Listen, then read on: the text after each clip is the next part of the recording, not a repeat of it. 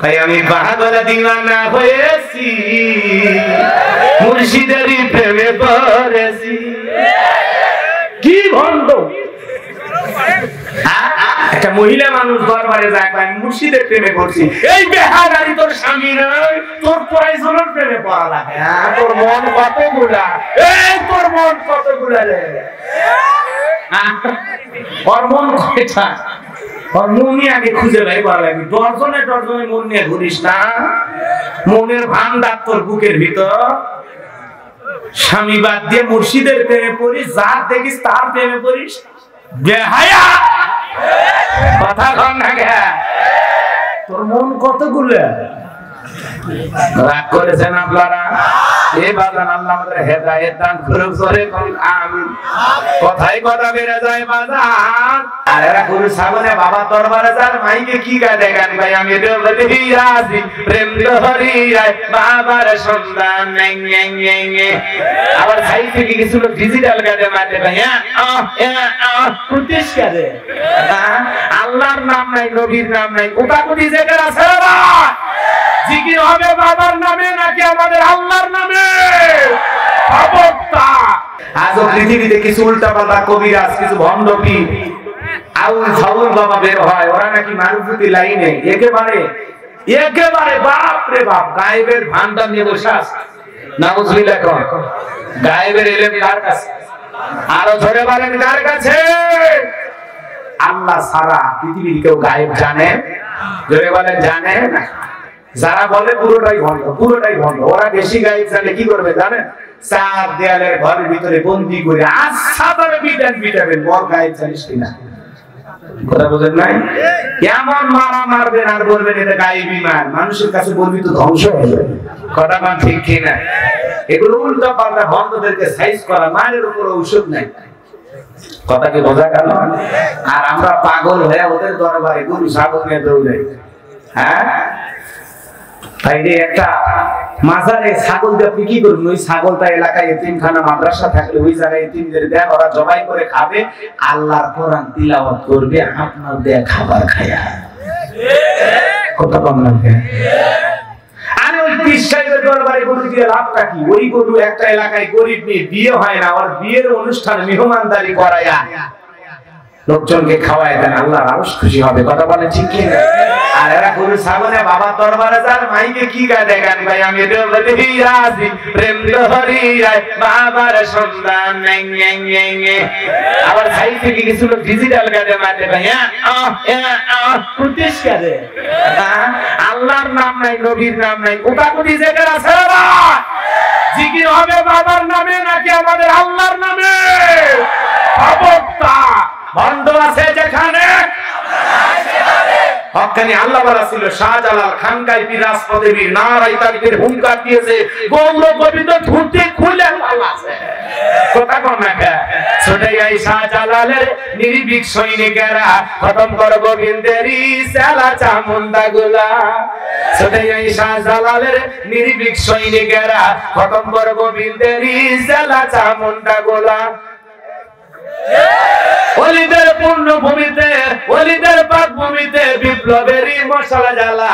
ছোটাই শাহজালালের নির্ভীক সৈনিকেরা খতম কর গোবিন্দেরই সেলা চামুন্ডা গোলা। শাহজালালের স্বপ্ন ছিল আল কোরআনের জ্বলবে আলো। মারহাবা বল। শাহজালালের স্বপ্ন ছিল আল কোরআনের জ্বলবে আলো, সেই আলো জ্বালিয়ে দিতে, সেই আলো জ্বলিয়ে দিতে বিপ্লবেরই মশালা জ্বালা।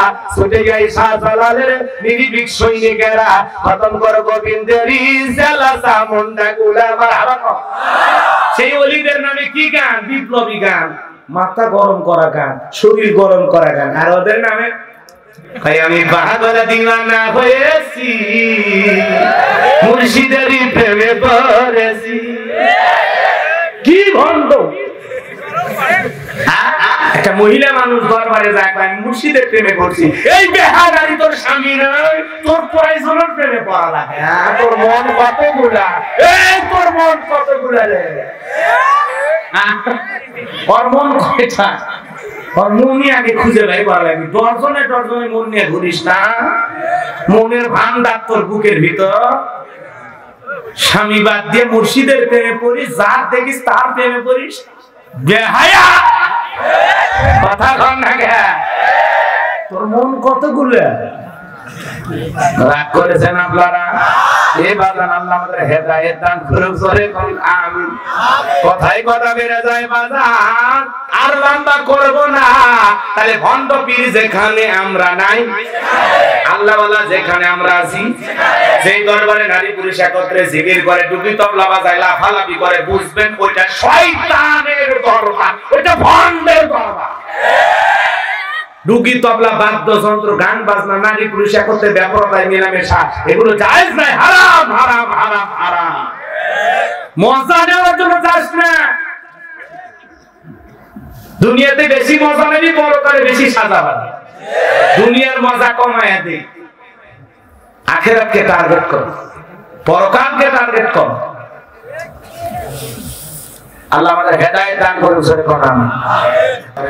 আউযু বিল্লাহি মিনাশ শাইতানির রাজীম। বিসমিল্লাহির রাহমানির রহিম।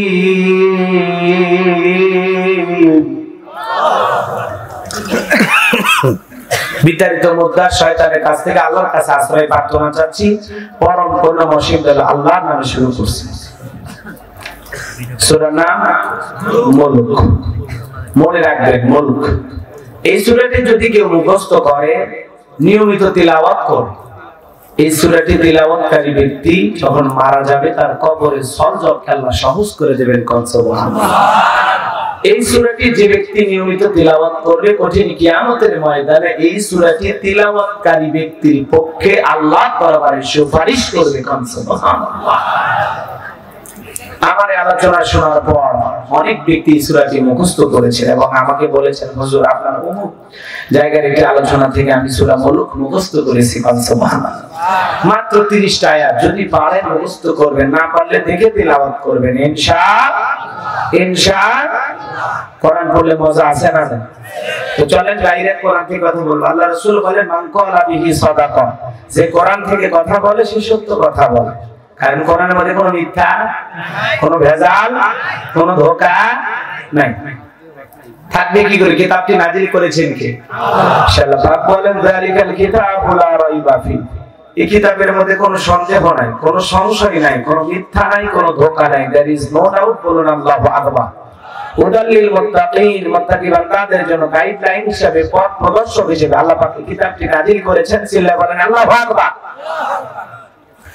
আল্লাহ রাব্বুল আলামিন বলেন, তাবারাকাল্লাযী বিয়াদিহিল মুলকু ওয়া হুয়া আলা কুল্লি শাইইন কাদির।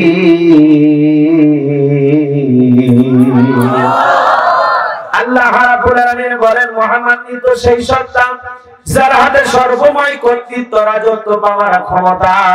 তিনি হলেন সর্ববিশেষ শক্তিবান। আকাশের জমিনের একমাত্র মালিক কে? সকল ক্ষমতার একমাত্র মালিক কে? আল্লাহ রাব্বুল আলামিন বলেন, লিল্লাহি মুলকুস সামাওয়াতি ওয়া মা ফিল আরদ, আকাশের জমিনের একচ্ছত্র মালিকানা কার? একটু কথা বলবেন।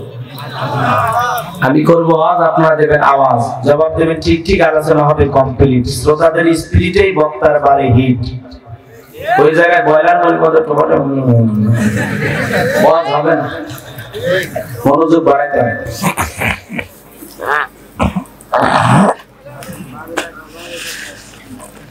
একটু জোরে করে কথা বলতে হবে, পারবেন ইনশাআল্লাহ?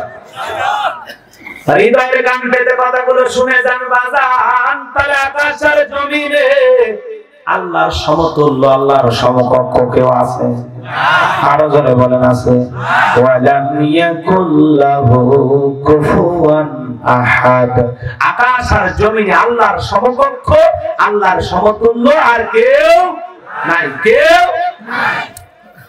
তাহলে আমি যে কথা বলতে চাই, সকল ক্ষমতার একমাত্র মালিক আরো জোরে বলেন। তাবারাকাল্লাযী বিয়াদিহিল মুলকু ওয়া হুয়া আলা কুল্লি শাইইন কাদির।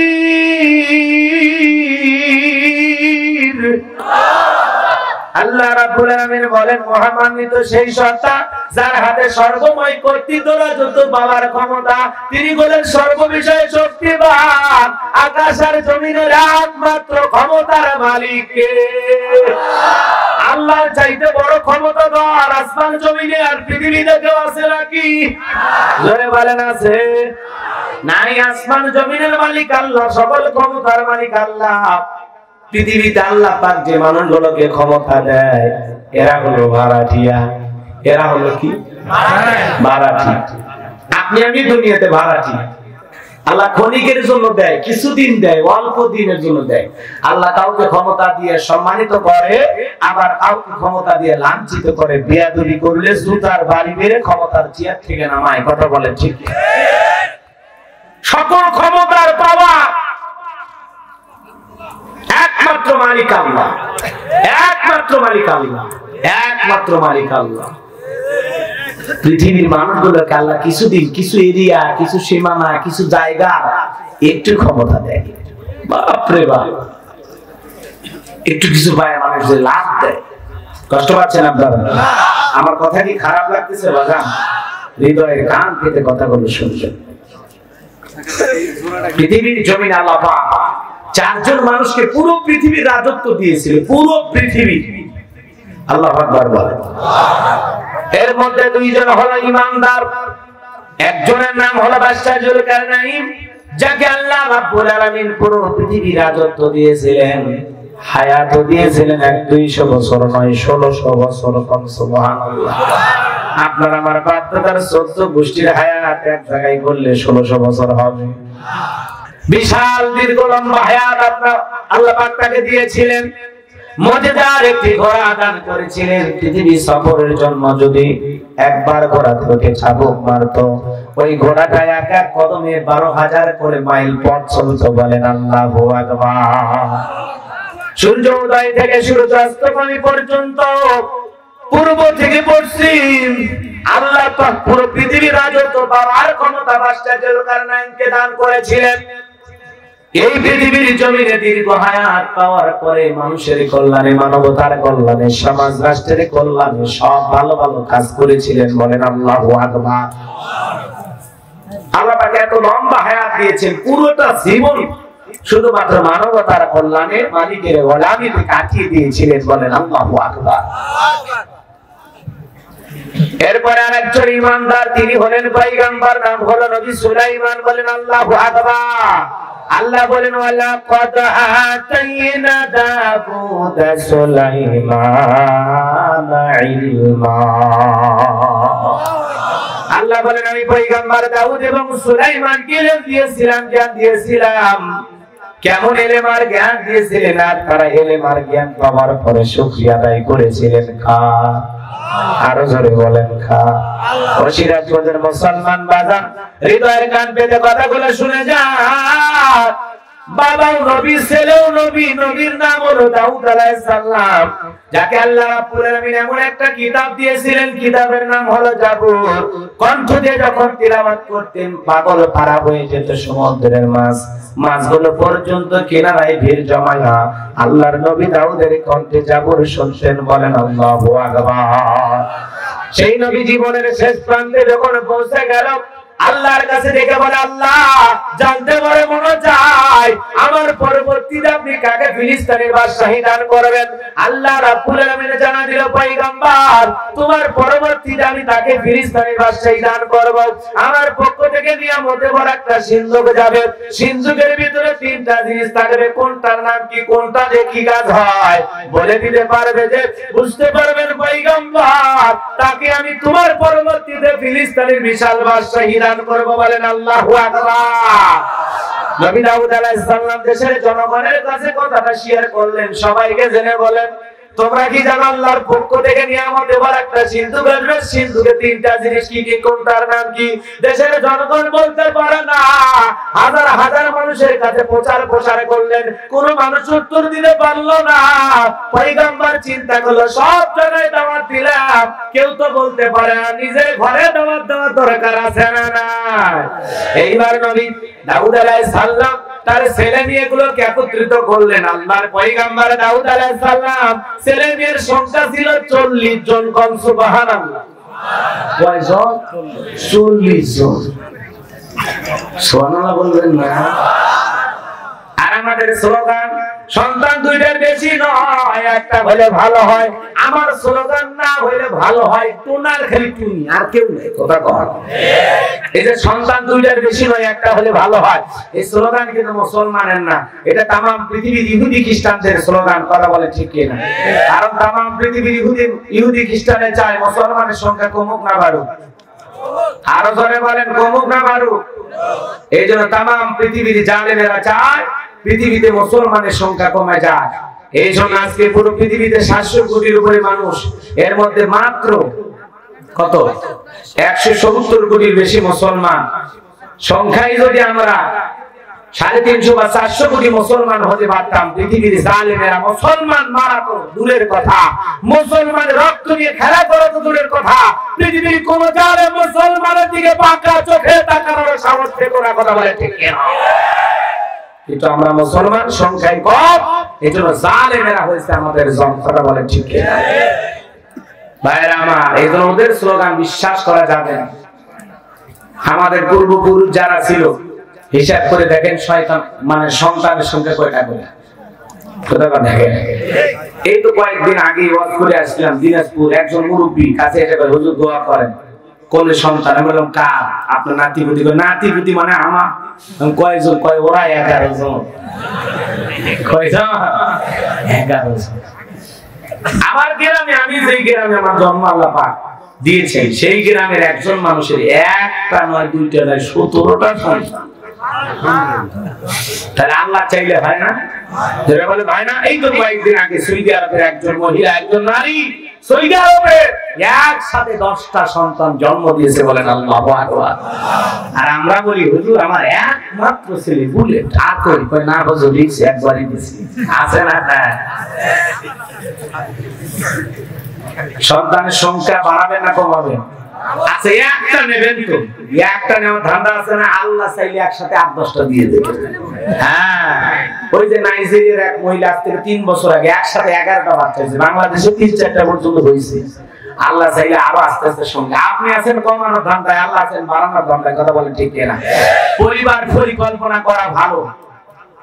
এই ছেলেকে ডাক্তার বানাবে, কে ইঞ্জিনিয়ার বানাবে, কে এলাকার বড় মুফতি বানাবো, মুহাদ্দিস বানাবো, এলাকার বড় আলেম বানাবো, বাংলাদেশের সবচেয়ে বড় ইসলামিক স্কলার বানাবো, দ্বীনের দায়ী বানাবো, এই ছেলেটারে দিয়ে ভালো ভালো কাজ করবো, হাফেজ বানাবো, আলেম বানাবো। স্বপ্ন দেখা ভালো, পরিবার পরিকল্পনা করা ভালো। কিন্তু আমরা কি করি? পরিবার পরিকল্পনা করি। কথা কোন ঠিক কিনা? রিজিকের মালিক কে? আল্লাহ। ওয়া মা মিন দাব্বাতিন ফিল আরদি ইল্লা আলাল্লাহি রিজকুহা। আল্লাহ রাব্বুল আলামিন বলেন, পৃথিবীতে এমন কোন বিচরণশীল প্রাণী নাই যার রিজিকের ব্যবস্থা আমি আল্লাহ আসমান থেকে করি না। ওই আটলান্টিক মহাসমুদ্রের গভীরতল পানির সাথে লেগে থাকা ছোট্ট একটা বালি কণার মতো ছোট্ট একটা প্রাণী, তার রিজিকের ব্যবস্থা আমি আল্লাহ আসমান থেকে করি। ওই বাবুই পাখি সকালবেলা খালি পেটে বের হয়ে যায়, বিকেল বেলা পেট ভরে নিয়ে পাঠায়া দেয় কে? ওই যে সমুদ্রের বড় বড় টিভি মাছ না খেয়ে বের হয়ে যায়, তাদের খাবারের ব্যবস্থা করে দেয় কে? ওই রিকশাওয়ালা ভ্যানওয়ালা বাবাজি সকালবেলা খালি পেটে বের হয়ে যায়, সন্ধ্যাবেলায় পকেট ভর্তি টাকা দিয়ে বাড়িতে পাঠায়া দেয় কে? রিজিকের মালিক তো আল্লাহ। না হুজুর, বেশি নেওয়া যাবে না, এত সন্তানের জীবন ব্যবস্থা আছে না? না, আপনার মনে হয় রিজিকের দায়িত্ব দিচ্ছে আল্লাহ না? আরে ভাই, আপনার অনেকগুলো সন্তান, অনেকগুলো সন্তান আছে, এই যে 10টা 12টা সন্তান, এর মধ্যে যদি একটা আল্লাহ জায়গা মতো নিয়ে যায়, ওরে আল্লাহ এত সম্পদ এত টাকা দান করবে, ও চাইলে পুরো গ্রামের মানুষকে পালতে পারবে, পুরো গ্রামের মানুষের খাবারের ব্যবস্থা করতে পারবে, পারবে না? তো এই জন্য ভাই, রিজিকের মালিক হলো আল্লাহ, রিজিকের মালিক আল্লাহ। আল্লাহ। কষ্ট হচ্ছে আপনাদের না? যাই লম্বা হবে, আমি লম্বা তো করবোই না, এদিক সেদিক হয়ে যাচ্ছে। যাই হোক, সামনের দিকে যাই। তার সন্তান বেশি নেওয়ার দরকার আছে না? হ্যাঁ, একটা নয়, দুইটা নয়, যে কটা হয়। কি চাচা মেয়ে কথা ঠিক আছে তো? হ্যাঁ, যে কটা হয় আল্লাহ যাবে, আলহামদুলিল্লাহ, আপনি তাতে খুশি থাকেন। দেখেন কোন ছেলে কি হয়ে যায়, বলা যায় না, ভাগ্যে খুলে যেতে পারে। আপনার ওই বেশি ছেলের মধ্যে কেউ নেতা হতে পারে, কেউ হয়তো ভালো একটা ডাক্তার ইঞ্জিনিয়ার হয়ে যেতে পারে, কেউ একটা হয়তো প্রশাসনিক চাকরি করতে পারে। আরে কপাল খুলতে আপনার সময় লাগবে নাকি? আপনি টেনশনে আছেন কেন? রিজিকের মালিক আল্লাহ, আল্লাহ ব্যবস্থা করে দেবে। কথা ঠিক কি রাগ করেছেন আপনারা? সামনের দিকে যাই বাজান, নবী দাউদ আলাইহিস সালাম ডেকে বলে, বাবা তোমরাই বলো তো, আল্লাহর পক্ষ থেকে একটা নিয়ামতে ভরা সিন্ধুক আছে, সিন্ধুকের ভিতরে 3টা জিনিস থাকবে, কোনটার নাম কি, কোনটা দিয়ে কি কাজ হয়, তোমরা কি বলে দিতে পারবা? বড় ছেলে ভাতা নাই বলতে পারবো না, মেজো ছেলে বলে বলতে পারবো না, সবার ছোট 40 বছরের টকবগে যুবক, নাম তার সুলাইমান, হাত তুলে বলেন আব্বাই কাব্বা যান, আপনি যদি অনুমতি দেন আমি সুলাইমান বলে দিতে পারবো ওই সিন্ধুকের ভিতরে 3টা জিনিস কি কি থাকবে, কোনটার নাম কি, কোনটা দিয়ে কি কাজ হবে, জোরে বলেন মারহাবা। নবী দাউদ ডেকে বলে, বাবা তুমি ছোট মানুষ বলতে পারবা? বলে, আব্বা কি মনে করেন আপনি আমাদের ছোট মনে করেন? আমাদের ছোট মনে করবেন না বাজার। আমি যখন জঙ্গলের পাশ দিয়ে হেঁটে যাই, আমার বয়স যখন 14-15, ও বাজান, জঙ্গলের একটা প্রাণী আর একটা প্রাণীর সাথে, একটা পশু আর একটা পশুর সাথে কি কথা বলে, কোন ভাষায় কথা বলে, আমি সুলাইমান পশু প্রাণীর ভাষাও বুঝতে পারি। কোন মারহাবা। ও আব্বা জান, আমার একেবারে ছোট মনে করবেন না। ওই দূর আকাশে পাখি উড়ে যায়, ওই ডানা মেলে উঠতে উঠতে ওরা দূর আকাশে কি গল্প করে, কি কথা বলে, একটা পাখি আর একটা পাখির সাথে, আমি জমিনের উপর দাঁড়াইয়া পাখিদের ভাষাও বুঝতে পারি। বলেন আল্লাহু আকবার। শুধু তাই নয়, আল্লাহ পাক নবী সুলাইমানকে পৃথিবীর ভাষা পর্যন্ত বোঝার জ্ঞান দিয়েছেন। পৃথিবীর এমন কোন মানব দানব নাই, জিন ইনসান নাই, যার কথা আল্লাহর পয়গম্বর নবী সুলাইমান বুঝতো না। বলেন আল্লাহু আকবার। ওয়ালাকাদ আতাইনা দাউদ সুলাইমান ইলমা, তাহলে ইলমের জ্ঞান দিয়েছিলেন কে? নবী সুলাইমান বলে দিতে বাজান, সিন্ধুকের 3টা জিনিস কি কি আছে, কোনটার নাম কি, কোনটা দিয়ে কি কাজ হয়, আপনারা কি শুনবেন? কারা কারা দুহাত তুলে দেখান, লিল্লাহি তাকবীর, আল্লাহু আকবার, হাত নামান। তাহলে আল্লাহ পাক 4 জন মানুষকে ক্ষমতা দিয়েছিলেন। একজন বাদশা জুলকারনাইন ইমানদার, 2 নাম্বার নবী সুলাইমান, আর 2 জন হলো কাফের, তাদেরকে আল্লাহ পাক পুরো পৃথিবীর রাজত্ব দিয়েছিলেন। একজনের নাম হলো বাদশা বখতে নাসর, জালেম বাদশা। কি বাদশা? জালেম কাফের বাদশা বখতে নাসর। বলবো কথা, কষ্ট পাবেন না তো? মাজান গো, আমার আল্লাহর পয়গম্বর ছিল ওই জামানার, আল্লাহর একজন পয়গম্বর নাম ছিল দানিয়েল আলাইহিস সালাম। জামানার মানুষগুলোকে অনেক ভাবে বুঝাইতে লাগলো, কওমের মানুষদেরকে অনেক ভাবে বুঝাইতে লাগলো। বনি ইসরাইলের মানুষদের কাছে তিনি এমন ভাবে দাওয়াত দিতে লাগলেন বাজান, পয়গম্বর দানিয়েল আলাইহিস সালাম তাদের কাছে ডেকে বলে, শোনো, তোমরা গাছের পূজা করো না, মাছের পূজা করো না, প্রতিমা বানায়ও না। তোমাদের বাপ দাদা কৃতদাস ছিল, গোলাম ছিল, চাকর ছিল। সেই জীবন থেকে আল্লাহ পাক তোমাদেরকে সুন্দর জীবন উপহার দিয়েছে। বিদায় গুনাহ করো না, দাম্ভিকতা করো না, খোদার কোন সময় এসে এক আল্লাহর ইবাদত করো, এক আল্লাহর দিকে ফিরে আসো। ওই লোকগুলো দেখে পয়গম্বর পুরান দিলের গল্প শোনায় কি লাভ? বাবা কি করে গেছে ওইটা দেখার বিষয় নয়। আমরা তো ভালো আছি, আমাদের গাড়ি বাড়ি, টাকা পয়সা, ধন সম্পদ, সুন্দরী নারী, কোনো কিছুর অভাব নাই। বিদায় পুরান দিলের গল্প শোনায় লাভ নাই, আমরা তো আপডেট। কথা কম ওই বাপ দাদা কি করে গেছে, গোলামি ছিল, চাকর ছিল, ওগুলো শুনে লাভ নাই। আমার ওগুলো বইলে লাভ নাই। আমরা এক আল্লাহর গোলামি করব না। নবী দানিয়েল আলাইহিস সালাম তাদেরকে বিভিন্ন ভাবে ওয়াজ নসিহত করে উপদেশ দিতে লাগলেন, কিন্তু কোনো মতেই তারা তার উপদেশ গ্রহণ করলো না। আল্লাহর পয়গম্বররা কিন্তু তার কওমের মানুষদেরকে, জাতির মানুষদেরকে হেদায়েতের জন্য অনেক অনেক ওয়াজ নসিহত করতেন, অনেক ভাবে বুঝাইতেন, কিন্তু সকল কওমের মানুষেরা হেদায়েত প্রাপ্ত হতো না। কথাকে বোঝা যায়? যেমন নূহ আলাইহিস সালাম 950 বছর দাওয়াতি কাজ করেছেন, বলেন আল্লাহু আকবার। এমন ভাবে দাওয়াত দিয়েছেন যে মানুষ নূহ আলাইহিস সালামকে যদি দেখে আসতেছে, রাস্তা পরিবর্তন করে, নূহর সামনে বলে তো ওই দাওয়াত দিলে আমরা দরকার নেই। নূহ আলাইহিস সালাম এত মানুষকে দাওয়াত দিয়েছেন, দিনে দাওয়াত দিয়েছেন, রাতে দাওয়াত দিয়েছেন, গোপনে দাওয়াত দিয়েছেন, প্রকাশ্যে দাওয়াত দিয়েছেন। নবী নূহ আলাইহিস সালামের দাওয়াতের কারণে নূহ নবীকে দেখে মানুষ কানে আঙ্গুল দিত, মুখ ঘুরে আরেক দিক তাকায় থাকে, ইনসাল করতো, ঠাট্টা বিদ্রুপ করতো। শুধু তাই নয়, দাওয়াত প্রতিদিন দেয় কেন? প্রতিদিন দেওয়ার কারণে নবী নূহ আলাইহিস সালামকে মারতে মারতে বেহুশ করে পর্যন্ত রেখে দিয়েছিল। কথা বলেন ঠিক কিনা? 950 বছর দাওয়াত দিয়ে মাত্র 80 জন মানুষকে কালেমা পড়াইতে পেরেছিলেন বাজান। একবার তার কওমের মানুষেরা নবী নূহ আলাইহিস সালাম দিনের দাওয়াত দেওয়ার কারণে, আল্লাহর দিকে মানুষকে ডাকার কারণে এতবার মারছে বাজার, মারতে মারতে নবী নূহ আলাইহিস সালাম বেহুশ হয়ে পড়ে আছে জমিনের উপরে। কিছুক্ষণ পরে যখন হুঁশ ফিরে পায়, হুঁশ ফিরে পাওয়া মাত্রই চোখের পানি ছেড়ে দিয়া কাঁদে আর দোয়া করে বলে, আল্লাহ, যেই সময়টা আমার জ্ঞান ছিল না, আমি অজ্ঞান হয়ে পড়েছিলাম, সেই সময়টা আমি মানুষকে তোমার দিকে দাওয়াত দিতে পারি নাই, তোমার পথে ডাকতে পারি নাই। কঠিন কিয়ামতের ময়দানে ওই সময়টার হিসাব তুমি আমার কাছে চেয়েও না। আল্লাহু আকবার। কত বড় দামি পয়গম্বর ছিলেন। আল্লাহ মানুষ যখন মাইরা বেহুশ করে ফেলে রেখেছে, মালিক ওই সময়টা তো আমি মানুষকে তোমার দিকে ডাকতে পারি নাই, তোমার কথা তো বলতে পারি নাই। ও আল্লাহ, কঠিন কিয়ামতের ময়দানে আমি যে অজ্ঞান হয়ে বেহুশ হয়ে যে সময়টা কেটে গেছে, এই সময়টার হিসাব তুমি আল্লাহ আমার কাছে চাইও না। 950 বছর দাওয়াত দিতে গিয়েও ক্লান্ত হয় নাই নবী নূহ আলাইহিস সালাম। বলেন সুবহানাল্লাহ, সুবহানাল্লাহ, সুবহানাল্লাহ। আজকেও তো আপনি আমি যখন দাওয়াত দেব, যুবকেরা বলবে, হুজুর এগুলো নামাজের কথা বলে কি লাভ, রোজার কথা বলে কি লাভ? হুজুরেরা বলে আমি আমার স্টাইলে চুল কাটবো, আমি আমার স্টাইলে চলাফেরা করব।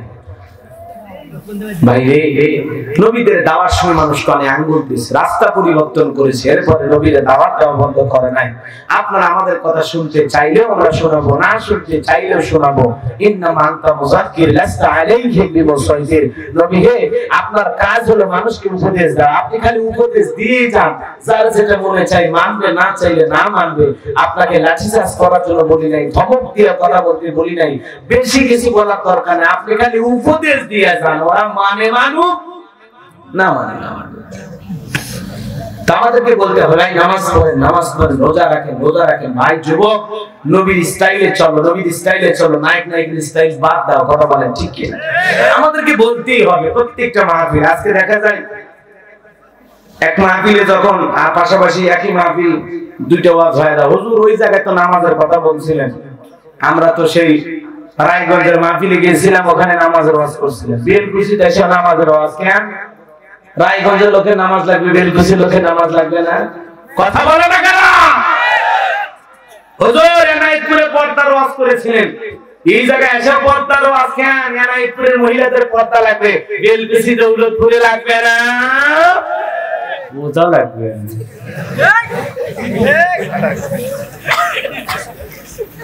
কি রাগ করছে? বাপরে বাপ, মন্ডল মাথা পরে আছে। জ্বর তো তোমার বইয়ের হলেও নাপা খাওয়ায়, তোমার হলেও নাপা খাওয়ায়। বউ খেলে তোমার হয় না?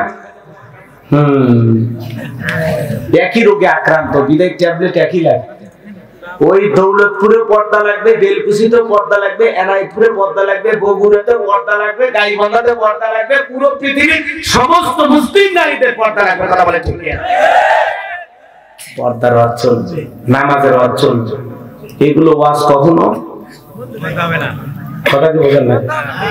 আপনি শুনলে বলবো না শুনলে, তাহলে নবীরা দাওয়াত দিতে দিতে মার খাইছে, আমরা যদি মার খাই সমস্যা আছে? আসেন পেটে, আপনারা তো মারবেন না, কারণ আপনারা দিন বুঝে ফেলেছেন। কথা বলেন ঠিক কিনা? মারবে কারা?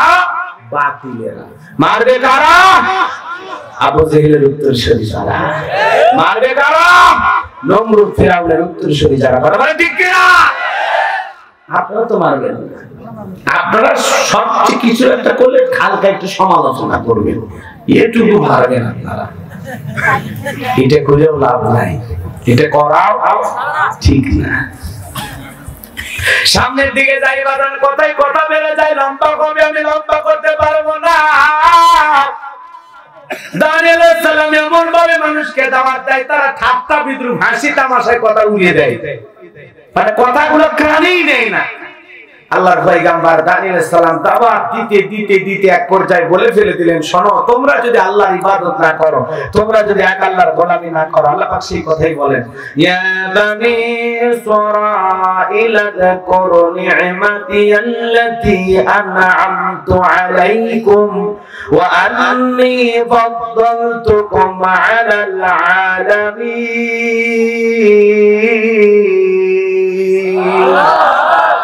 আল্লাহ রাব্বুল আলামিন বনি ইসরাঈলদের কথা বলেন বাজার, আল্লাহর পয়গম্বর তাদেরকে বলেন নিয়ামতের কথা স্মরণ করো, যে আল্লাহ পাক তোমাদের অভাব অনটন দূর করে চাকরের জীবন থেকে আল্লাহ পাক আজকে টাকা পয়সা অর্থ করে সম্পদ দিয়েছে, বিদায় দাম্ভিকতা করো না, অহংকার করো না।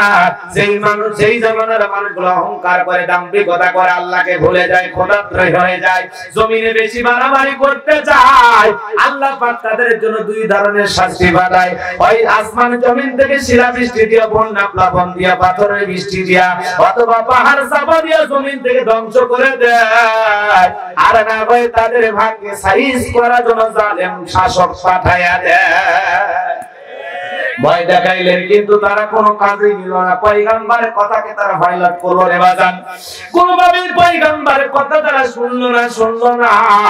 আল্লাহ পাক তখন ওই জামানায় পৃথিবীর একজন জালেম বাদশা, যাকে পুরো পৃথিবীর রাজত্ব আল্লাহ পাক দিয়েছিলেন, সেই জালেমের নাম হলো বাদশা বখতিয়ানসর। আল্লাহ পাক তখন ওই দানিয়েল আলাইহিস সালামের কওমের মানুষদের উপরে আল্লাহ পাক জালেম বাদশা বখতিয়ানসরকে পাঠায় দিল। ওই জালেম বাদশা ক্ষমতার চেয়ারে বসার সাথে সাথে ৭০,০০০ নিরপরাধ মানুষগুলোকে হত্যা করলো। আল্লাহর পয়গম্বর সহ তার কওমের ৭০,০০০ মানুষকে জেলখানায় বন্দী করলো। নবী দানিয়েল আলাইহিস সালাম জেলখানায় ঢোকার পর দেখে বলে, ও বনি ইসরাইলের উম্মতেরা, কই গেল তোমাদের বাহাদুরি, কই গেল মাতবরি, কই গেল তোমাদের সম্পদ আর টাকার সুন্দরী নারীর গরম? এই দিনের ভয় তো দেখাইছিলাম, এই তো দেখো ঠিকই জালেম গাড়ে চেপেছে, আবার জেলখানার ভিতরে আমাদের সবাইকে ঢুকাইছে। নবী মানুষ কোন জায়গায়? নবী মানুষ কোথায়? আপনারা মানে বেজার হচ্ছেন? জেলখানা চোর ডাকাতের জন্য না, জেলখানা পৃথিবীর বড় বড় আল্লাহওয়ালারা যারা এই জমিনে হক কথার প্রচার প্রসার করেছে, পৃথিবীর যুগে যুগে জালেমরা তাদেরকে টার্গেট করে জেলখানায় ঢুকেছে। কথা বোঝেন না? মুরগি চোর জেলখানা ঢোকে, ঢোকার সাথে গেটে ধাক্কা খাইছে, একজনের সাথে ধাক্কা করে কথা, একে ভাই আমি কি চুরি করছিস? মুরগি, হাঁস, মহিলাদের 3 পিস, বাড়ির আশেপাশে ছোটখাটো সাইকেল, এগুলো চুরি।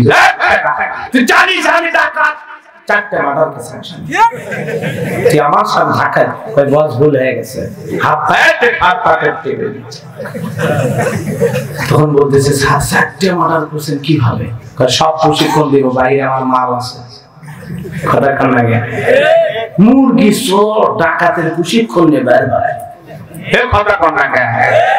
আর সৌদি আরব, সংযুক্ত আরব আমিরাত জেলখানায় 605 জন কোরআনের হাফেজ হয়েছে। জেলখানার আসামি 605 জন কোরআন মুখস্থ করেছে। সুবহানাল্লাহ, সুবহানাল্লাহ। ওই দেশের নিয়ম, যদি কেউ 20 পারা মুখস্থ করে 15 বছরের সাজা পায়, 15 পারা মুখস্থ হলে 10 বছরের সাজা মাফ, 10 পারা মুখস্থ হলে 5 বছরের সাজা মাফ। আল্লাহু আকবার বলবেন না?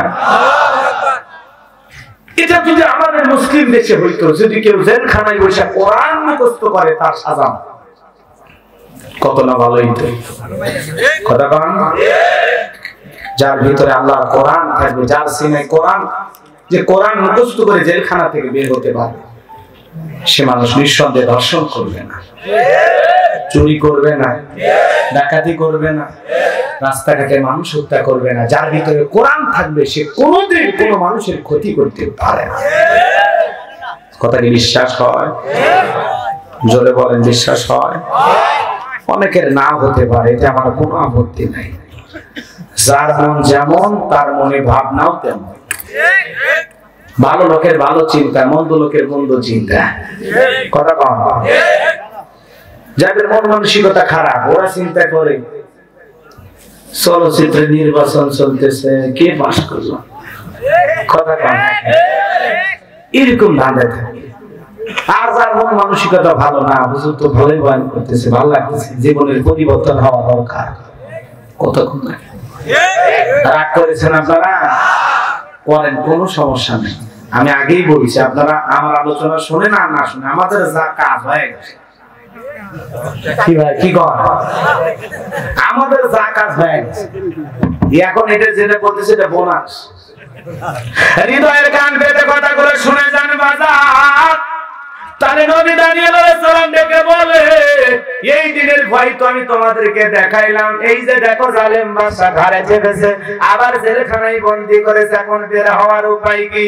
ওরা ডেকে বলে, নবী গো, সত্যি যে আপনার কথা 100% মিলে যাবে, দিনের আলোর মতো সত্য হিসেবে আমাদের সামনে আসবে, আমরা তো কল্পনাও করি নাই, আপনার কথা বেটে বলে মিলে গেছে। এখন আমাদের উপায় কি, বের হওয়ার উপায় কি? ও নবী, আমরা তো অন্যায় করব না, অপরাধ করব না, একবার যদি জেলখানা থেকে মুক্তি পেতে পারি, সারাটা জীবন আল্লাহর ইবাদত করব, আল্লাহর গুণগান গাইব নবী গো, আর কোনোদিন আমরা ভুল করব না, দাম্ভিকতা অহংকার করব না, গাছের পূজা মাছের পূজা করব না নবী গো, একবার শুধু জেলখানা থেকে বের করার ব্যবস্থা করে দেন। নবী দানিয়েল সালাম থেকে বলেন, শোনো, যেহেতু তোমরা মনে তত্ত্ব করেছো, তওবা করার ফিকির মনের মধ্যে এনেছো, চিন্তার পরিবর্তন এনেছো, তোমরা আল্লাহর গোলামি করবা, ঠিক আছে। শোনো, রাত্রি যখন 12টা পার হয়ে যাবে, গভীর নিশিতে আমি আল্লাহ বলে ডাক দেব, আমার সঙ্গে তোমরা উঠবা, আমরা একসাথে আল্লাহর কাছে কাকুতি মিনতি করব, আল্লাহর কাছে দোয়া প্রার্থনা করব, ফরিয়াদ করব, আল্লাহ রাব্বুল আলামিন দেখি আসমান থেকে আমাদের জন্য কি ব্যবস্থা করে। নবী দানিয়েল সাল্লাম রাত 12টার পরে আল্লাহ বলে ডাক দিয়েছে। আপনারা বলেন আল্লাহ, জোরে ডাকতে বলেন আল্লাহ, আরো জোরে ডাকতে বলেন আল্লাহ। এই যে আল্লাহ আল্লাহ বলে ডাক দিলাম, বাজান বলেন তোমাদের আল্লাহ খুশি না বেজার? আরো জোরে বলেন। আপনার আমার বাড়িতে একটা ডগ থাকে, ডগ মিস্টার ডগ, কুত্তা, কুকুর চেনেন না? আরে আপনি যখন গোশত খাইতে যান, গরুর গোশত, মাজা, এই যে হাড় হাড় আছে না, হাড় কি বলেন আপনার, হাড্ডি না হাড়? হাড্ডি হাড্ডি হাড্ডি নেই, এরকম হাড় নেই, এরকম মারি দিয়ে যায়। পারলাম না, এই লালু কই গেলি, ফিসাবি না, মানে নিজে ব্যক্ত হয়ে লালু দিল। লালু বলে, বস আমি জানি আপনি ফেল করছেন, আমি ফেল করবো না, কথা কোন ওই আপনার দেওয়া শুকনো হাড় খায়, রোদ নাই, বৃষ্টি নাই, ঝড় নাই, তুফান নাই, আপনার পুরো বাড়ি পাহারা দেয়, অপরিচিত মানুষ দেখলে কে তুই, কি পরিচয়, তার সাথে দেখা করবি, এই বাড়িতে কেন ঢুকবি, কথা কন না কেন? বাড়ির লোকজন দেখে বলে, এই লাডু আসতে দে, ঠিক আছে যাইতে বললো, যা। যখন দুইজন গল্প করে, লালু খালি লেজপাড়ার চতুর্দিক দিয়ে ঘরে, বস চিনেন না চিনেন, একবার খালি কোন কাম দেওয়ার জীবনের 12টা বেজে দিয়ে, যখন বাড়ির লোক ধমক দেবে, লালু যা চলে যা, তখন বলে, ও আপনার পরিচিত, আগে বললেন তো, তাহলে আপনার একটা শুকনো দেয়া হাড় খেয়ে বাজান, বাড়ি ঘরে পাহারা দেয়। আল্লাহ রাব্বুল আলামিন বলেন, ইন্না ইনসানা লিরাব্বিহি লাকানুত। মানুষ বড় অকৃতজ্ঞ, মানুষ বড় অস্বীকারী, মুখ হারাম কথা কোন না কে। আমরা আল্লাহরে ভুলে গেছি। আল্লাহ এত নিয়ামত দিয়েছে, এত নিয়ামত পাওয়ার পরে আমরা আল্লাহর শুকরিয়া আদায় করি না, আল্লাহর কৃতজ্ঞতা প্রকাশ করি না। এ বাজার এজন্য শিক্ষা নিতে হবে প্রত্যেকটা কথা থেকে। আমরা নিয়ামত খাই যার, গোলামিও করব তার। ওয়াল্লাযী খলাকালাকুম মা ফিল আরদি জামিআ। আল্লাহ দেখে বলে বান্দারে, পৃথিবীতে যা কিছু দেখো সবকিছু আমি আল্লাহ তোমাদের জন্য সৃষ্টি করেছি। আমার দেয়া নিয়ামত খাইবা আর আমি আল্লাহর গোলামি করবা। বলেন আল্লাহু আকবার। নবী দানিয়েল আলাইহিস সালাম আল্লাহ বলে ডাক দিয়েছে, আল্লাহ আল্লাহ বলে ডাক দিয়েছে। কাকুতি মিনতি সহকারে আল্লাহর কাছে চোখের পানি ছেড়ে দিয়ে বলে, আল্লাহ আমার কওমের মানুষেরা ভুল করেছে, গুনাহ করেছে, আল্লাহ অন্যায় করেছে, অপরাধ করেছে, আমাদের সবাইকে তুমি মাফ করে দাও। ওরা ওয়াদা দিয়েছে জীবনে আর কোনোদিন অন্যায় করবে না, অপরাধ করবে না, এইবার শুধু তারা আপনার গোলামি করবে। ও আল্লাহ আমাদেরকে জেলখানা থেকে মুক্তি পাওয়ার একটা ব্যবস্থা করে দাও। নবী আর নবীর উম্মতেরা চোখের পানি ছেড়ে দিয়া কাকুতি মিনতি করে আল্লাহর দরবারে যখন গভীর নিশে ফরিয়াদ করে, আসমান থেকে আল্লাহ দেখে বলে, নবী দানিয়েল আর কান্না করা লাগবে না, আমি আল্লাহ তোমাদের দোয়া মঞ্জুর করে নিয়েছি।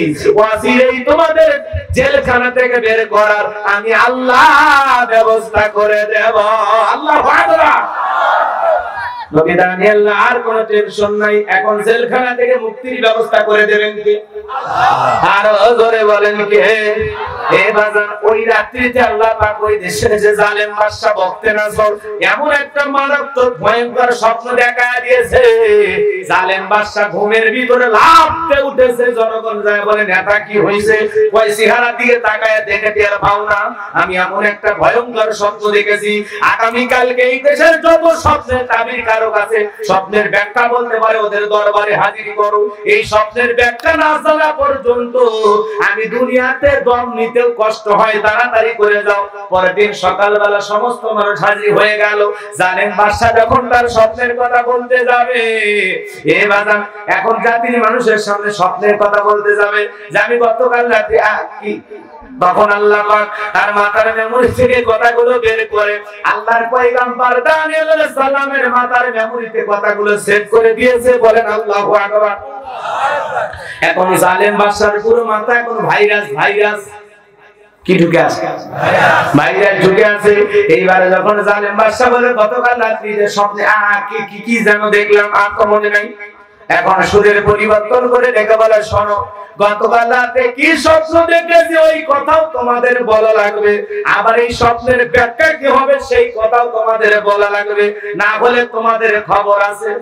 লোকজন দেখে বলে, বাদশাহ তো পাগলামি কথা, স্বপ্ন দেখেছেন আপনি, আমরা কিভাবে বলবো? আপনি স্বপ্নের কথা বলবেন, আমার স্বপ্নের ব্যাখ্যা দেবেন। স্বপ্নে সাপ দেখেছি হুজুর, ও শত্রু বেরিয়ে গেছে, কথা বলেন, হুট করে ব্যাখ্যা বলে দিই আমরা। আছে না? রাগ করেছেন? মন খারাপ? এ বাজান বাবা, হৃদয়ের কান পেতে কথাগুলো শুনে যান। জালেম বাদশা ডেকে বলে, স্বপ্নে কি দেখেছি সেই কথাও তোমাদের বলা লাগবে। লোকজন বলে, বাদশাহ তো পাগলামি কথা, স্বপ্ন দেখেছেন আপনি, আমরা কি জানি? বলা যাবে? আপনারা স্বামী স্ত্রী একসাথে ঘুমাচ্ছেন একই খাটে, কথা ভালো লাগে। আপনি স্বপ্নে আর একটা নারীকে নিয়ে সিরাজগঞ্জের পার্কে ঘুরতেছেন, যমুনার পার্কে ঘুরতেছেন, অথবা নৌকায় চড়ে ঘুরতেছেন। আপনি স্বপ্নে ঘুরতেছেন, বউ যদি টের পাইতো ঘুমাইতে দিত, 1 লাখ মানে খাট থেকে ফেলে দিয়ে বলতো, আমার সাথে ঘুমা অনুষ্ঠান কথা কোন লাগে, সেই খেপা খেপে যেত। কিন্তু আপনি স্বপ্নে কি দেখেন আপনার বউ জানে, জোরে বলেন জানে।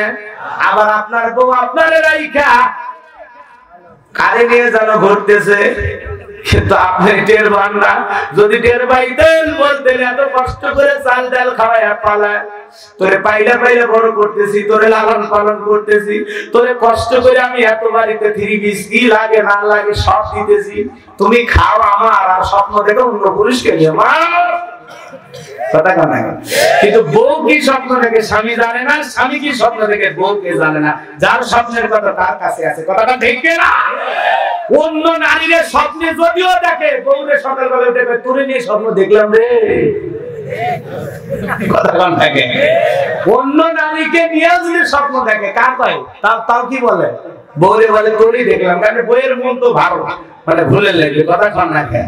খালি যদি বলে অন্য আরেকটা মেয়ে রেখে দেখছি, দেখবাই তো তোমার চরিত্র খারাপ, তোমার চোখ খারাপ, তুমি কোন দিন আমার ভালো হবে?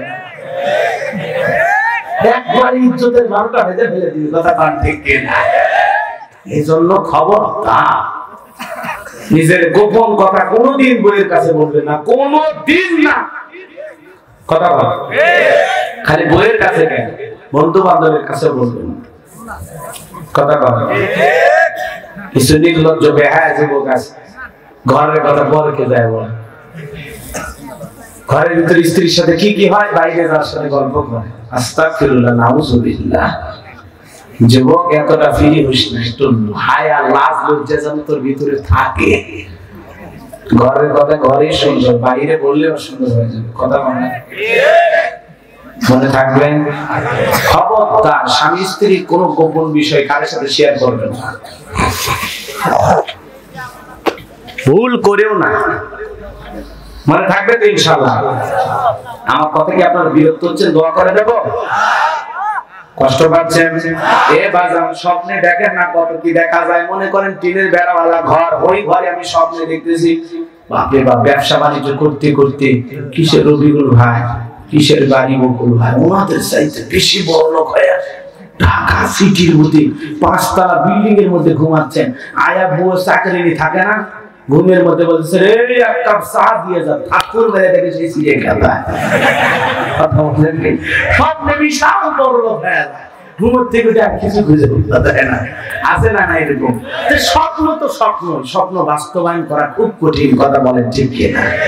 এ ভাই সামনের দিকে যাই, অনেক কথা বলতে মনে চায়, যে কথা আমি বলতে চাই সালের বাসা দিকে বলে স্বপ্নে কি দেখেছি সেইটাও বলতে হবে, স্বপ্নের ব্যাখ্যা এটাও বলতে হবে। যদি না বলতে পারো 7 দিনের আলটিমেটাম দিলাম, 7 দিন পরে তোমাদেরকে শুলিতে চড়াবো, ফাঁসি দিয়ে মারবো।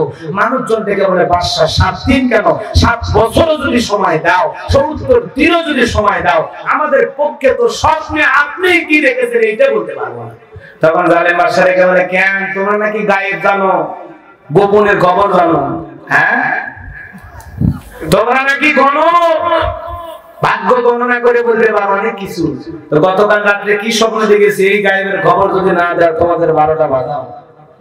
আজও পৃথিবীতে কিছু উল্টা পাল্টা কবিরাজ, কিছু ভণ্ড পীর, আউল ফাউল বাবা বের হয়, ওরা নাকি মারুফতি লাইনে একেবারে বাপ রে বাপ গায়েবের ভান্ডার নিয়ে বসে আছে। নাউজুবিল্লাহ। গায়েবের ইলম কার কাছে? আরো ধরে বলেন কার কাছে? আল্লাহ ছাড়া পৃথিবীর কেউ গায়েব জানে? ধরে বলেন জানে না। যারা বলে পুরোটাই ভণ্ড, পুরোটাই ভণ্ড। ওরা বেশি গায়েব জানে কি করবে জানেন? 4 দেয়ালের ঘরের ভিতরে বন্দি করে আচ্ছা ধরে বিটাবেন বল গায়েব জানিস কিনা। কথা বুঝেন নাই? এমন মারা মারবেন আর বলবেন এটা গায়েবী মান, মানুষের কাছে বলবি তো ধ্বংস হয়ে যাবে। কথা মান ঠিক কিনা? এগুলো উল্টা পাল্টা ভণ্ডদেরকে সাইজ করা, মায়ের উপর ঔষধ নাই। কথা কি বোঝা গেল? আর আমরা পাগল হয়ে ওদের দরবারে গরু ছাগল নিয়ে দৌড়াই। হ্যাঁ, তাই একটা মাজারে ছাগল দিয়ে আপনি কি করবেন? ওই ছাগলটা এলাকায় এতিমখানা মাদ্রাসা থাকলে ওই জায়গায় এতিমদের দেন, ওরা জবাই করে খাবে, আল্লাহর কোরআন তিলাওয়াত করবে, আপনার দেয়া খাবার খায়া। কথা কম লাগে?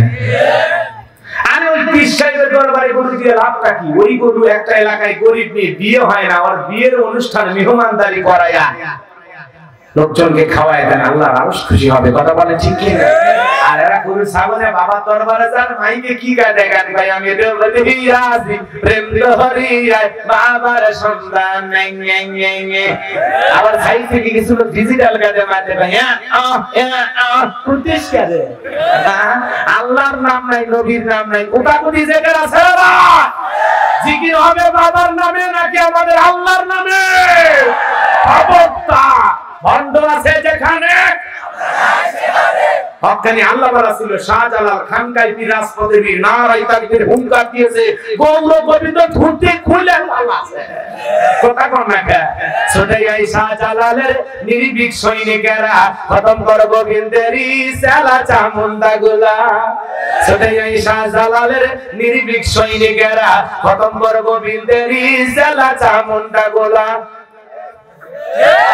ওলিদের পূর্ণ ভূমিতে ওলিদের পাক ভূমিতে বিপ্লবেরই মশালা জ্বালা ছোটাই শাহজালালের নির্ভীক সৈনিকেরা খতম কর গোবিন্দেরই সেলা চামুন্ডা গোলা শাহজালালের স্বপ্ন ছিল আল কোরআনের জ্বলবে আলো মারহাবা শাহজালালের স্বপ্ন ছিল আল কোরআনের জ্বলবে আলো সেই আলো জ্বালিয়ে দিতে সেই আলো জ্বলিয়ে দিতে বিপ্লবেরই মশালা জ্বালা ছোটাই শাহজালালের নির্ভীক সৈনিকেরা খতম কর গোবিন্দেরই সেলা চামুন্ডা গুলা মারহাবা সেই ওলিদের নামে কি গান বিপ্লবী গান মাথা গরম করা গান শরীর গরম করা গান আর ওদের নামে ভাই আমি পাগল দিওয়ানা হয়েছি মুর্শিদেরই প্রেমে পড়েছি কি ভণ্ড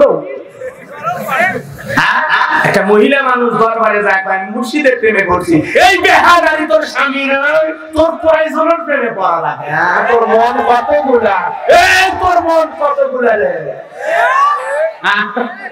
ওর মন কয়টা ওর মনই আগে খুঁজে বের করা লাগবে দর্জনে দর্জনে মন নিয়ে ঘুরিস না মনের ভান্ডার তোর বুকের ভিতর স্বামী বাদ দিয়ে মুর্শিদের প্রেমে পড়িস যার দেখিস তার প্রেমে পড়িস বেহায়া কথা কন না গে তোর মন কতগুলো রাগ করেছেন আপনারা এই বাজান আল্লাহ আমাদের হেদায়েত দান করুক জোরে কোন আমিন কথাই কথা বেড়ে যায় বাজান আর লম্বা করব না তাহলে ভণ্ড পীর যেখানে আমরা নাই আল্লাহ ওয়ালা যেখানে আমরা আছি যেই দরবারে নারী পুরুষ একত্রে জিকির করে ডুবি তবলা বাজায় লাফালাফি করে বুঝবেন ওইটা শয়তানের দরবার ওইটা ভণ্ডের দরবার ডুগি তবলা বাদ্যযন্ত্র গান বাজনা নারী পুরুষ একত্রে ব্যাপারতায় মেলামেশা এগুলো জায়েজ নাই হারাম হারাম হারাম হারাম মজা নেওয়ার জন্য যাস না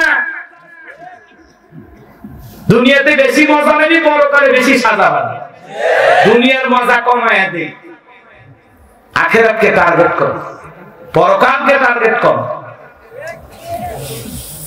আল্লাহ আমাদের হেদায়েত দান করুন জোরে কোন আমিন এইবারে জেলায় ঘোরাঘুরি করতেছে জেলখানায় পয়গম্বর ডেকে বলে জেলার সিহারার মধ্যে টেনশনের ছাপ কি কথা বলতে চাও রে বাপ জেলার দেখে বলে কি বলবো আমার বাদশা এমন একটা ভয়ঙ্কর স্বপ্নের কথা জাতির মানুষকে সাথে বলতে গেল কিন্তু বাদশা নিজেই তার স্বপ্নের কথা ভুলে গেল এইবার উল্টো আইন পাস করে বলে শোনো স্বপ্নে যা দেখেছি সেই কথা বলা লাগবে স্বপ্নের ব্যাখ্যা বলা লাগবে না হলে 7 দিন পরে ওই মানুষগুলোকে ফাঁসি দিয়ে মারবে শুলেতে ছড়াবে এইবার পয়গম্বর জানিয়ে সালাম ডেকে বলে জেলার তুমি তোমার বাদশার কানে খবর পৌঁছায় দাও জেলখানার ভিতরে এমন একজন আসামি আছে যে আপনার স্বপ্নের ব্যাখ্যাও জানে এবং স্বপ্নে যা দেখেছেন সেই কথাও জানে মারহাবা বলে এইবার জেলার মারছে দৌড় বাদশার কাছে যা বলে বাদশাহ গুড নিউজ একেবারে সুসংবাদ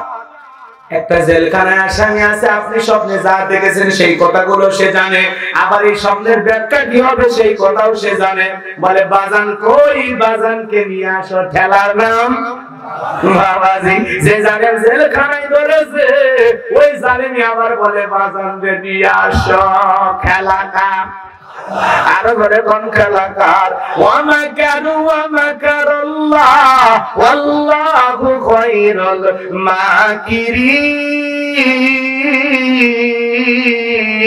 মাকিরিন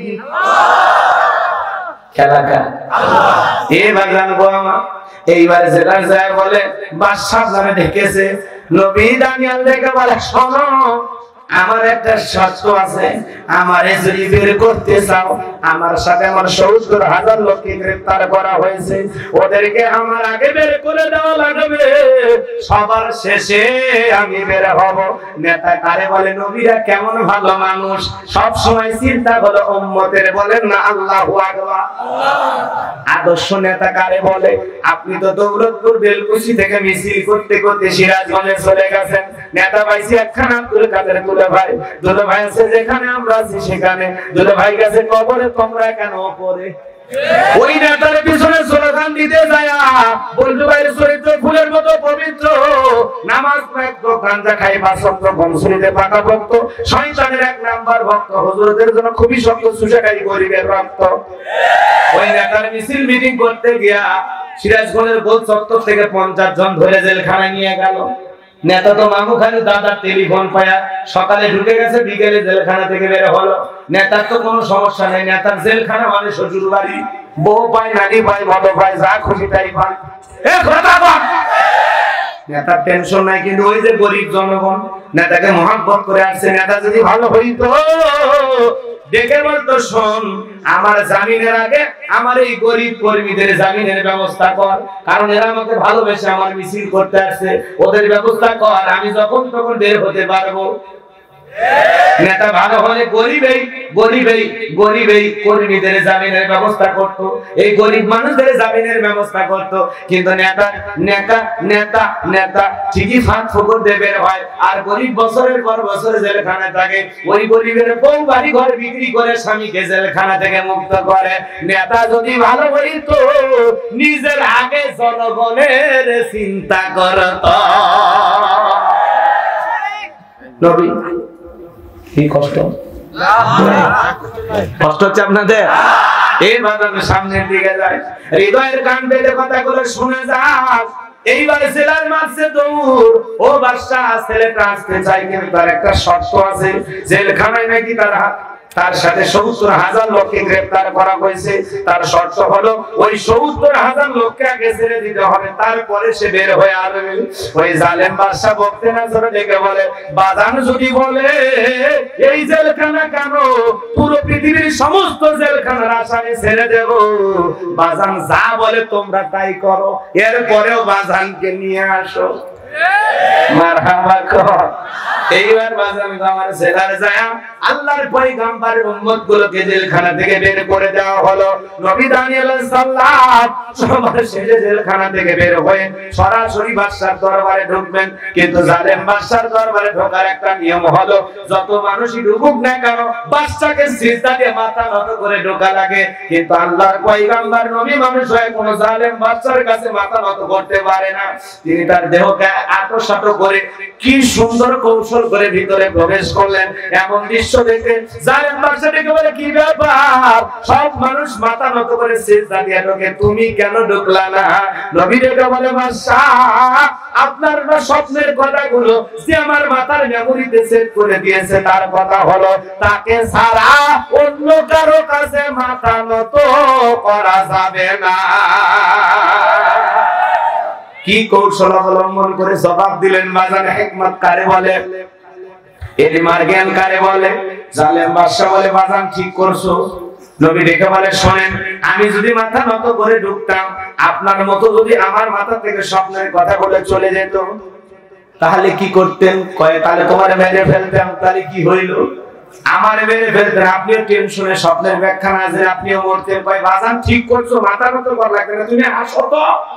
এই কথা বইলা পয়গম্বরকে একটা চেয়ারে বসাইয়া দিয়া বলে, বাজান আর পারি না, তাড়াতাড়ি করে স্বপ্নের কথা বলো। তাহলে বলেন তো বাজান, জালেমের জেলখানা থেকে বের করে ওই জালেমের চেয়ারে বসাইয়া দেয় কে? আল্লাহ আছে না নাই? আগের তুলনায় আল্লাহর একটু বয়স বাড়ছে। কি বাড়েনি? শাল্লাহ আছে না নাই?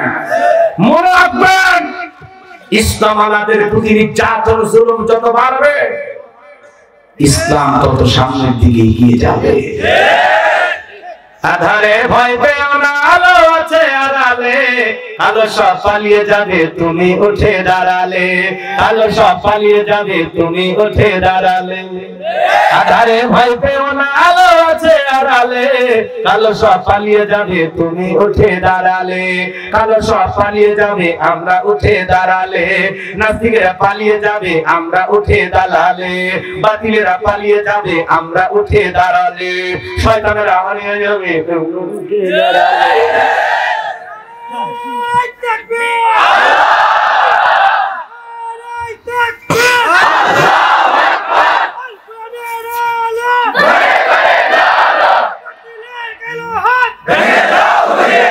আল্লাহ আমাদের কবুল করুক, জোরে কোন আমিন। কষ্ট হচ্ছে বাজান। এইবার নবী দানিয়েল আলাইহিস সালাম তার স্বপ্নের কথা বলতে যায়, ঘটনাটা আমি বলবো না, শেষ করে দেব। কারা কারা শুনবেন দুহাত তুলে একটা তাকবীর দেন, লিল্লাহি তাকবীর। আরো জোরে বলে লিল্লাহি তাকবীর। কিন্তু আমার টাইম তো শেষ, এখন 12টা 5 বেজে গেছে। 28 তারিখের দাওয়াত, এখন 29 তারিখের 5 মিনিট হয়ে গেল। আমি যদি আজকে সারা রাত ওয়াজ করি, হাদিয়া যা দিছে তাই কেউ 2 টাকা বেশিও দিবে, অতএব এখন দোয়া করে দেওয়াই বেটার। কিন্তু আমি আরেকটা আয়াত কারিমা তেলাওয়াত করেছি, এই আয়াতটার একটু কথা বলার দরকার আছে না? আছে না? হলে একটা আয়াতের একটা যে এটা আদায় করা হবে ইনশাআল্লাহ। একটু কষ্ট করে আমি আয়াতটা বলতেছি, হৃদয়টা নরম করে কথা বলছেন, কথাটা বুঝুন না। তারিখ শেষ হয়ে গেছে, তারিখ শেষ হয়ে গেছে না। রাত্রি তো চুক্তি নেই, আমি রাতের চুক্তি নেই। আমি দাওয়াত দিলে বলি ভাই 10টা থেকে 12টা আমি আসি ইনশাআল্লাহ। কথা বোঝেন না? যদি আপনারা বলতে কষ্ট করে না তো যাই হোক, এদিক খেয়াল করেন, হৃদয়ের কান পেতে কথাগুলো শুনে 2 নাম্বার আয়াতের কয়েকটা মিনিট ওয়াজ করুন। খবরদার কেউ নড়াচড়া করবেন না, 2টা বিষয় বাকি আছে, শেষ করে যাব ইনশাআল্লাহ। চলেন। আল্লাহ রাব্বুল আলামিন দ্বিতীয় আয়াতে কি বলেছেন জানেন? খুব গুরুত্বপূর্ণ কথা, খুবই গুরুত্বপূর্ণ কথা। জীবনে মনে করেন এই একটা আয়াতের আলোচনা আপনার জন্য যথেষ্ট, যদি মনে করেন। কথাটা বোঝেন না? কয়টা আয়াত? এই একটা আয়াতে আপনার জীবনের জন্য যথেষ্ট।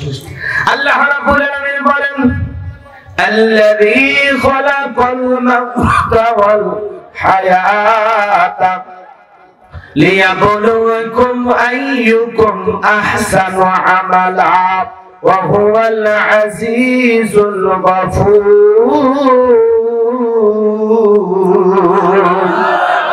আল্লাহ রাব্বুল আলামিন বলেন, আল্লাযী খালাকাল মাউতা ওয়াল হায়াতা, যিনি সৃষ্টি করেছেন মৃত্যু আর জীবন।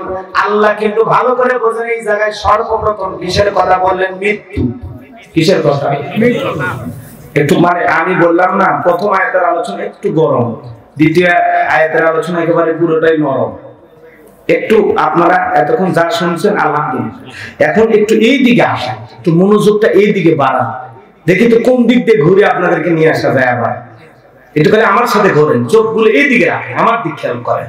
দেখেন তো চোখে যদি পানি আসে, এ নিয়ে আসবেন ইনশাআল্লাহ। পারবেন না? ইনশাআল্লাহ। আলোচনা যদি আপনারা দিল দিয়ে শুনেন, এমনি পানি আসবে, আমার বলা লাগবে। হৃদয়ের কান পেতে কথাগুলো শুনে যান বাজান। আল্লাহ রাব্বুল আলামিন বলেন, আল্লাযী খালাকাল মাউতা ওয়াল হায়াতা লিয়াবলুয়াকুম আইয়ুকুম আহসানু আমালা, যিনি সৃষ্টি করেছেন মৃত্যু আর জীবন। এর মাঝে যে সময়টা আল্লাহ পাক আপনাকে আমাকে দিয়েছেন, আল্লাহ পাক পরীক্ষা করে দেখবেন আমলের দিক দিয়ে কে কত বেশি উত্তম আমল করেছে, তার আমল কত বেশি সুন্দর। এবার জানবো আমার। তাহলে আল্লাহ এর প্রথম অংশে কি বললেন? আল্লাযী খালাকাল মাউতা ওয়াল হায়াতা, যিনি সৃষ্টি করেছেন মৃত্যু। সর্বপ্রথম আল্লাহ মৃত্যুর কথা কেন বললেন? পৃথিবীতে এমন কোন জাতির লোক নাই, এমন কোন ধর্মের লোক নাই সেই কথা বিশ্বাস করে না যে জন্মিলে মৃত্যু হবে। তাই সকল ধর্মের মানুষ বিশ্বাস করে কুল্লু নাফসিন যায়িকাতুল মাউত, প্রত্যেক প্রাণীকে মৃত্যুর স্বাদ গ্রহণ করা লাগবে। এবার মৃত্যুর স্বাদ 2 প্রকার। নিম পাতা খাইলে তিতা লাগে না মিঠা লাগে, আবার মিষ্টি খাইলে মিঠা লাগে না তিতা লাগে। ইমানদারের মৃত্যু হলো মিষ্টির মতো, আর বেঈমানদের মৃত্যু হলো তিতার মতো। কথাকে বোঝা গেল বাজান? এ বাজান, হৃদয়ের কান পেতে কথাগুলো শুনে যান। আপনার আমার মৃত্যু আনবে, মৃত্যু থেকে আমরা কেউ পালাতে পারবো না। আমার আল্লাহ বলেন, আইনামা তাকুনু ইদরিকুমুল মাউত ওয়ালাউ কুনতুম ফি বুরুজিম মুশাইয়াদা। সূরা নিসার ৭ নম্বর আয়াত। আল্লাহ রাব্বুল আলামিন আলামিন জানা দিলেন তোমরা যেখানে থাকো, যে অবস্থায় থাকো, মৃত্যু তোমাদেরকে ধরবেই, মৃত্যু থেকে পালানোর কোনো রাস্তা খোলা নাই। বাজান গো আমার, আজ হোক কাল হোক আপনার আমার মৃত্যু হবে। যখন আপনি আমি মারা যাব, ওই মসজিদের মাইকেলান জারি হবে, এই গ্রামের অমুক ব্যক্তি বেঁচে নাই, ইন্না লিল্লাহি ওয়া ইন্না ইলাইহি রাজিউন। আপনার আমার মরণের সংবাদ শোনার পর ছেলে কেঁদে বলবে বাবা নাই, মেয়ে কেঁদে বলবে বাবা নাই, প্রিয়তমা স্ত্রী কেঁদে বলবে আমার স্বামী নাই, মা বাবা এসে থাকলে বলবে কলিজার ধনটা হারাইলাম। সবাই চোখের পানি ছেড়ে দিয়া কান্নাকাটি করবে রে বাজান। আপনি আমি দামি বাড়ি বানাইলাম, রাজস্থানে পাথর দিয়ে বাড়ি বানাইলাম, দামি টাইলস দিয়ে বাড়ি বানাইলাম, বিল্ডিং ইমারত করলাম রে বাজান। বলেন তো আপনি আমি যেদিন মারা যাব, ওই দামি বিল্ডিং বাড়ি থেকে আপনার আমার জীবনের শেষ ঘোষণা হবে, হবে না রে বাজান?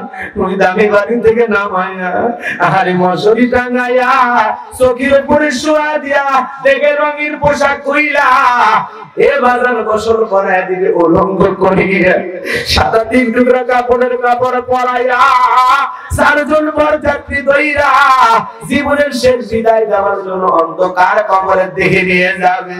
যেই কবরে ডানে মাটি বামে মাটি, মাটির হবে বিছানা, উপরেতে বাঁশের ছাউনি, কবর নাম তার ঠিকানা। জানাজা পড়িয়া 3 জন কবরে নামবে আপনাকে আমাকে রেখে দেওয়ার জন্য। জীবনে আমি ধুলাতে বসতাম না, বালিতে খেলতাম না, সেই মানুষটা আপনাকে আমাকে যখন কবরে রেখে দিবে বাজার, মনে মনে ভেবে নেব এই 3 জন মনে হয় আমার সাথে যাবে। না না রে বন্ধু, একে একে সবাই যখন উঠে আসবে, আমি টিম টিম করে দুনিয়ার আলো বাতাস একটু দেখতে পাবো, কিন্তু আমার কবরে যখন বাতগুলো আস্তে আস্তে বিছায়া দেবে, আস্তে আস্তে কবরটা আমার অন্ধকার হয়ে আসবে। পুরো কবরে যখন বাঁশের বিছানা বিছায়া দেবে, সামান্য পৃথিবীর আলো একটু একটু করে দেখা যায়। এরপরে যখন কবরের উপরে মাটি দেবে বাজার, ওই মাটিগুলো ঝিরঝির করে আপনার আমার কবরের ভিতরে পড়বে। আপনারা দেখে ওপরে মাটিগুলো পড়বে, আপনি আমি বুঝতে পারবো কে আমার 1 মুষ্টি মাটি দেয়, কে আমার 2 মুষ্টি মাটি দেয়, কে দূরে দাঁড়ায় গল্প করে। কবরে মাটি দেওয়ার পর সবাই মিলে দোয়া করে, ওই যে চলে যায় ওদের পায়ের আওয়াজ আমি শুনতে পাবো। আমি চিৎকার মেরে বলবো ভাই একা রাইখে যাও না, তোমরা কই চলে যাও, আমার একা রাইখা, আমার কবর আর আলো নাই, পুরো কবরটা খুটখুটে অন্ধকার, পুরো কবরটা অন্ধকারে, জানালা নেই, দরজা নাই রে বাবা। ওই কবর বড় কঠিন জায়গা।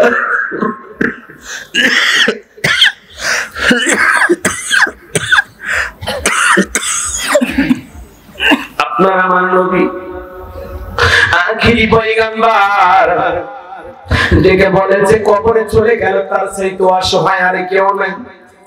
আমার নবী তার পবিত্র জবান দ্বারা বলেন, ক্বালা ক্বালা রাসূলুল্লাহ সাল্লাল্লাহু আলাইহি ওয়াসাল্লাম, ইন্নামাল কুবুর রাউযাতুম মিন রিয়াদিল জান্নাহ ওয়া হুফরাতুম মিন হুফারিন নার, রাওয়াহু তিরমিজি। আমার নবী কে বলেন যে ব্যক্তির আমল ভালো, মৃত্যুর সঙ্গে সঙ্গে আল্লাহ রাব্বুল আলামিন তার কবরটাকে জান্নাতের বাগান বানায় দিবেন। আমার নবী যেটাকে বলেন যে ব্যক্তির আমল খারাপ, আও হুফরাতুম মিন হুফারিন নার, তার কবরটা হবে জাহান্নাম নামের আগুনের গর্ত। জোরে কোন নাউযুবিল্লাহ। এ মুসলমান সিরাজগঞ্জের বাবাজি, কবরের প্রথম রাত কিভাবে কাটবে, কবরের প্রথম রাত কিভাবে কাটবে, কবর আমাদের কি জবাব দেব, আমরা কবরে যাওয়ার পরে কি জবাব দেব। নবীর সাহাবী হযরত ওসমান কবর থেকে কান্না করতে করতে বেহুশ পর্যন্ত হয়ে যাইত, সাহাবীরা মাথায় পানি ঢেলে হুঁশ ফেরায় নিত। হযরত ওসমানকে ডেকে বলা হতো, ওসমান কেন কবর থেকে আপনি কান্না করেন? হযরত ওসমান ডেকে বলে, কবর হলো মানুষের প্রথম মঞ্জিল, প্রথম ঘাঁটি, প্রথম স্টেশন। ওই কবরে তিনটা প্রশ্ন করা হবে। তিনটা প্রশ্নের যে সঠিক জবাব দিতে পারবে, উত্তর দিতে পারবে, তার মিজান ফুলসিরাতে কোনো টেনশন নাই। আর যে কবরে সঠিক জবাব দিতে পারবে না, তার বাঁচার কিন্তু কোনো উপায় নাই। কথা বলেন ঠিক কিনা? এ বাজান আমার, কবরে প্রথম রাতটা কিভাবে কাটবে? আমরা একা একা কবরে কিভাবে কাটাবো? দুনিয়াতে আমি একা একা কাটাইতে পারতাম না রাত। আমার বন্ধু বান্ধব লাগতো, পাশে প্রিয়তম স্ত্রী ঘুমাইতো, কিন্তু আমি কবরে যখন চলে গেলাম, আমার সাথে তো কেউ নাই, কেউ নাই। ওই কবর বড় কঠিন জায়গা। ফামান ইয়ামাল মিসকালা যাররাতিন খায়রান ইয়ারা ওয়া মান ইয়ামাল মিসকালা যাররাতিন শাররান ইয়ারা। আল্লাহ রাব্বুল আলামিন ডেকে বলে, যদি কেউ যাররা পরিমাণ অনুপরিমাণে নেক আমল করে, আল্লাহ পাক সেইটাও তার আমলনামায় লিখে রাখবে। আবার যদি কেউ যাররা পরিমাণ অনুপরিমাণে গুনাহ করে থাকে, আর যদি কেউ গুনাহে অন্ধকার কবরে চলে যায়, ওই কবরের মাটি ডানের মাটি বামে চলে যাবে, বামের মাটি ডানে চলে যাবে। এমন ধরে চাপ দেবে বাজান, এক পাজরের আর অন্য পাজরে ঢুকে যাবে। আপনি আমি চিৎকার মেরে কান্নাকাটি করব। ওই যে অন্ধ ফেরেশতা কানে শোনে না, হাতুড়ি দিয়ে বাড়ি মারলে মাথা চূর্ণ বিচূর্ণ হয়ে যাবে। বিষাক্ত সাপ যদি একবার সবল মারে, পা থেকে মাথা পর্যন্ত চলে যাবে। যন্ত্রণায় শরীরগুলো নির্বল হয়ে যাবে। কত যন্ত্রণা, কত কষ্ট কবরের ভিতরে। কবরের প্রথম রাত আমরা কিভাবে কাটাবো? ওই অন্ধকার কবরে একা একা কিভাবে থাকবো? জানি না কবর আমাদের সাথে কি ব্যবহার করবে। জীবনে কি এমন আমরা কবরে যাচ্ছি, যাওয়ার আগে হাজার বার চিন্তা করতে হবে। কথা বলো নাকি? এই বাজানো কবরে আমরা কি নিয়ে যাচ্ছি? ওই কবর বড় কঠিন জায়গা। নেক আমল থাকলে কবর জান্নাতের বাগান, আমল না থাকলে কবর জাহান্নামের আগুনের গর্ত। আমার নবীজি এক জায়গায় বসা, জিবরাইল এসে বলে, নবী গো, এই মুহূর্তে একটা আওয়াজ আপনি কি শুনতে পাইলেন? দয়া নবীরে তোমার হাত শুনতে পাইলাম। বিশ্ব নবীকে জিবরাইল ডেকে বলে, নবী গো, আজ থেকে 70 বছর আগে আল্লাহ পাক জাহান্নামের গর্তের মুখে একটা পাথর ছেড়ে দিয়েছে। 70 বছর পর এই মাত্র জাহান্নামের তলদেশে গিয়ে পাথরটা পৌঁছাইলো। বাজার চিন্তা করেন, একটু হৃদয় দিয়ে চিন্তা করে ভাবেন, একটা পাথর ছেড়ে দিলে যদি 70 বছর লাগে সময় নিচে পড়তে জাহান্নামের আগুনের গর্তে, তাহলে বাজার আল্লাহ না করুক আপনার আমার গুনাহের কারণে আসমান জমিনের মালিক আল্লাহ বেজার হইয়া একবার যদি জাহান্নামের গর্তে ফেলে দেয়, আপনার আমার বাঁচার কিন্তু কোনো উপায় নাই। জাহান্নাম বড় কঠিন জায়গা। ইন্নাহা সাআত মুস্তাকররান ওয়া মুকামা।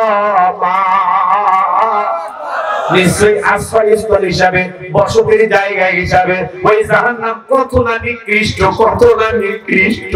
ইন্না জাহান্নামা কানাত মিরসাদা লিত্তাগিনা মাআবা লাবিসিনা ফিহা আহকাবা। আল্লাহু আকবার। আল্লাহ বলেন, নিশ্চয়ই জাহান্নাম উৎপেতে রয়েছে। আল্লাহর অবাধ্য নাফরমান গুনাহগার বান্দাদের ধরার জন্য জাহান্নাম ফুলসিরাতের কিনারায় উৎপেতে রয়েছে। একবার যারা যাবে বাজার ওই জাহান্নামের গর্তে, আর জাহান্নামে যারা পড়ে যাবে ওই জাহান্নামে তাদেরকে যুগের পর যুগ থাকা লাগবে, বছরের পর বছর কাটায় দিতে হবে। কত বছর থাকা লাগবে আর সঠিক ইলম আর জ্ঞান আছে কার কাছে? ওই জাহান্নামের আগুনে মনে জ্বলবে, পুড়বে, যন্ত্রণায় ছটফট করবে। জাহান্নামে থাকতে থাকতে জাহান্নামীরা বড় ক্ষুধার্ত হয়ে যাবে। জাহান্নামের যন্ত্রণা বড় কঠিন যে বাজার। জাহান্নামের এক ইঞ্চি জায়গা ফাঁকা নাই যার মধ্যে আগুন নাই। হযরত আবু হুরায়রা বলেন, আল্লাহ পাক জাহান্নামকে 1000 বছর জ্বালায়া আগুনের কালার ছিল সাদা, আবার 1000 বছর জ্বালায়া আগুনের কালার ছিল লাল, আবার 1000 বছর জ্বালায়া জাহান্নামের আগুনের কালার হয়ে গেছে কৃষ্ণ বর্ণ।